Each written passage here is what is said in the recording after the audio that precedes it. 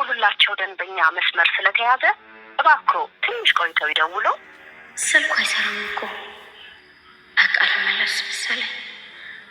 ቆይ ግን ምን ሆኖ ስልኩን የዘጋው እንዴ? ይሄ ነገር ምንም አልገባኝም። ድንገት ደውሎ ሳራን ላገናኝሽ ነው ያለኝ፣ ግን ማንነቱን እንኳን እኮ አላውቅም። አድናን አንተ አድናን ተነስ። ምንድን ነው? ሉሃና ተደብቃ ወጣች። ወሬ ነው ዜሮ አላውቅም፣ ብቻ ግን ቀስ ብላ ተደብቃ ወጣች። ሳስበው የሆነ የለመደችው ነገር ያለ ይመስለኛል። ምን ማለት ነው ትሄዳለች ማለት? አሁን እኮ በጣም መሽቷል። ምን አውቃለሁ እኔ እንዴ? ያየሁትን እኮ ነው የነገርኩክ። ቀስ ብላ ሰው አየኝ አላየኝ ተደብቃ ሄደች። ምን ብለሻል ነው አንቺ ውሻ? ንገረኝ፣ ከአንቺ ጋር ጣልታችሁ ነው አይደል? እባክህ ወደዛ። እሷ ሸውዳ ትሄዳለች እና ትሰድበኛለህ እንዴ? እርግጠኛ ነኝ እየማገጠችብን ነው። የሉሃና በምሽት ከቤት መውጣት ጥርጣሬ የፈጠረበት አድናን ሉሃናን በጥያቄ እያፋጠጣት ይገኝ ነበረ። ታዲያ ይሄንን አጋጣሚ አገኘሁኝ ብላ ሜራን ሉሃናና አድናንን ለማጣላት ተፍተፍ እያለች ትገኝ ነበር። እሱም በዚህ ጨለማ የወጣችው ሌላ ወንድ ልታገኝ ማለትም ከሌላ ሰው ጋር ልትገናኝ ነው በማለት ነበረ ለአድናን እያቃጠረች የምትገኘው። ታዲያ ምንም ያልመሰለው አድናን ሉሃናን በትህትና እየጠየቃት ይገኝ ነበረ። የት ሄደሽ ነው? እናስ በዚህ ጨለማ ወዴት ነበረ ለብቻሽ ወጥተሽ የነበርሽው? ይል ነበረ አድናን። ታዲያ ሉሃናም አድናን አትጨነቅ፣ እኔ አያል ለመቀበል እንጂ የወጣሁት ለሌላ ነገር አይደለም፣ እናም በፍጹም ደግሞ ላስጨንቅህ አልፈልግም በማለት ነበረ ነገሮችን አደባብሳ ለማለፍ እየሞከረች የምትገኘው። ሮቤልም አድናንን ተከትሎ ጥያቄዎችን ቀጥሏል። ሉሃና የት ነበርሽ? በዚህ ጨለማስ ለምንድን ነው የወጣሽው? እያለም እየጠየቃት ይገኝ ነበረ።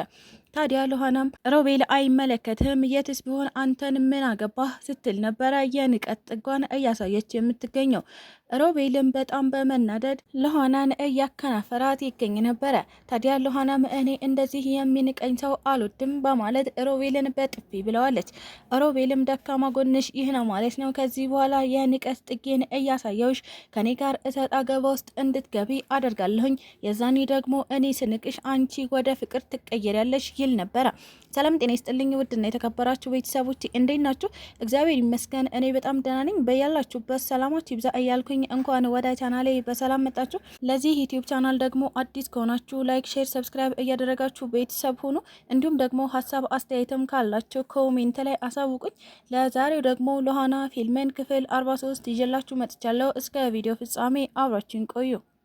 ሉሃና እንግዲህ የባለፈው ክፍል ላይ እንዳየነው እህትሽ እኔ ጋር ነው ያለችው በማለት አንድ የስልክ ጥሪ አስተናግዳ ነበረ። ታዲያ እህቴን ለማግኘት ምንም አደርጋለሁ የምትለው ሉሃና ከቤት እየተሯሯጠች ወጥታ ሰዎችን ለማግኘት እየሞከረች ትገኝ ነበረ። ሰዎቹም ቦታው ላይ ከተገኘች በኋላ ስልካቸውን በማጥፋት ወደ ቤቷ እንድትመለስ አድርገዋታል።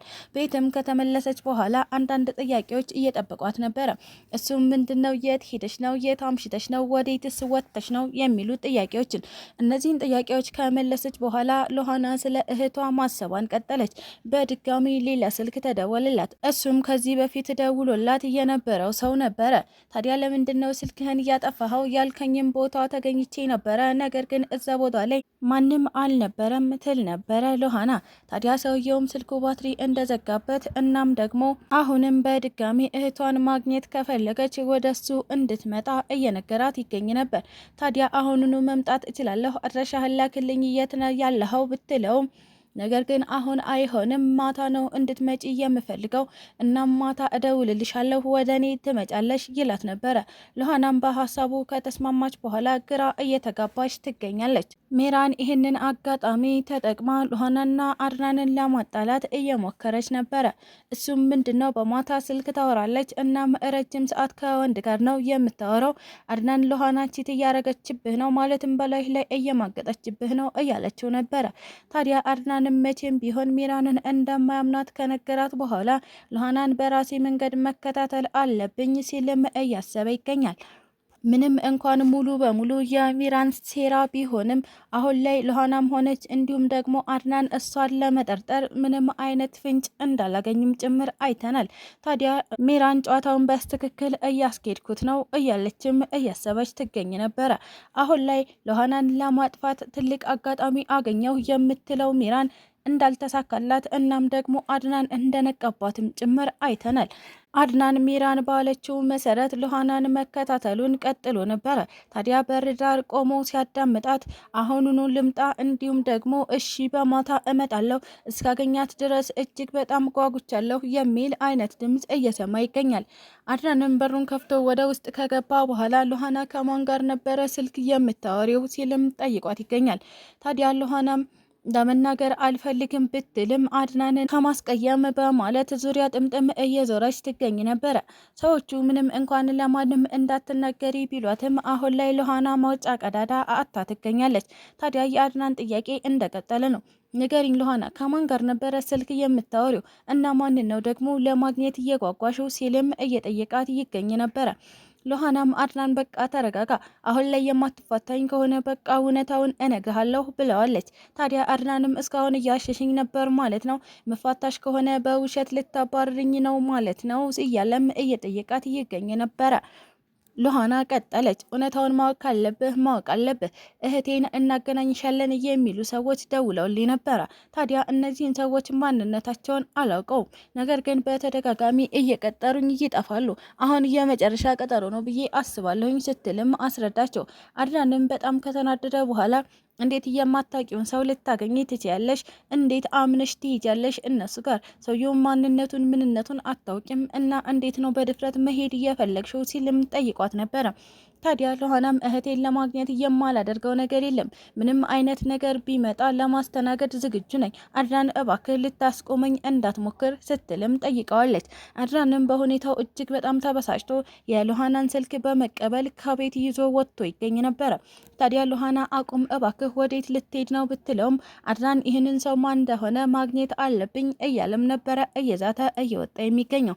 ታዲያ አድናን ወዴት ሄደ ስትል ሚራን እየጠየቀች ትገኛለች። ሉሃናም አንድ የማላውቀው ስልክ ተደውሎልኝ ነበረ፣ እናም አድናን እሱን ነገር ለማጣራት ነው የወጣው ስትልም መለሰችላት። ሚራንም እንዴት ለምን ሲሄድ ዝም አልሽው ስትል በድንጋጤ አስተናገደቻት። ታዲያ አንቺ ምን አገባሽ? ለምንድን ነው እንደዚህ እየደነገጥሽው? ትል ነበረ ሉሃና። ታዲያ ሚራንም አልደነገጥኩም በማለት አቤት አድናን ጉዴ ሊያውቅብኝ ነው፣ ማለትም ይህ ሲም ያኒ መሆኑን ካወቀ እኔን ያለ ምንም ርህራሄ ይገለኛል ስትልም አሁኑኑ አድናንን ማስቆም አለብኝ የምትለው ሚራን ተከትላ እየወጣች ትገኝ ነበር። ታዲያ አድናንን ከኋላ በመከተል አድናን እያለች በጩኸት እየጠራችው ትገኛለች። ምንም እንኳን አድናን መቆም ባይፈልግም ነገር ግን ዞር ብሎ ካያት በኋላ ሚራን እዚህ ምን ታደርጊያለሽ? ምን ፈልገሽ ነው? ሲልም ቆሞ እየጠበቃት ይገኝ ነበረ።